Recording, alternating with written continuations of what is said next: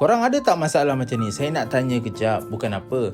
Kalau sofa kita ni, perasan tak bila kita ada anak kita terminum tertumpah? Jadi dia akan ada kesan-kesan kotoran yang mana kita dah cuci dah, tapi masalahnya tak bersih-bersih, masih lagi naik kotor tu.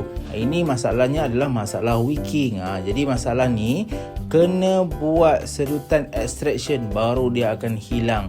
So macam kes customer kita orang kali ni adalah customer ni, dia duduk rumah dia ni sebenarnya dia sewakan untuk Airbnb lah.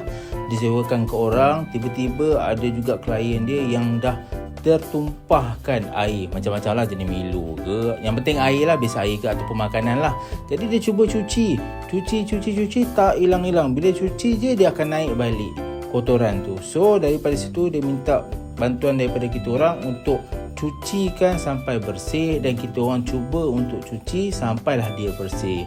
So daripada sini nampak macam tak ada apa-apa kan. Bila nak cuci ni, masalahnya dia ada satu saja sofa ni, adalah sofa tu dia akan naik balik kotoran. Macam customer kita orang pula kali ni, dia tak boleh, dia kata customer dia tak komplain pun ada kesan-kesan macam ni, tapi dia kata dia sakit mata lah bila dia tengok kotor tu tak hilang-hilang kan. Jadi saya akan share kat korang betapa kotornya dia. So yang penting adalah bila buat ni dah tak akan ada lagi gatal-gatal kan. Nampak macam bersih, tapi dalam dia cuba tengok betapa kotor. Ini bau sikit tau.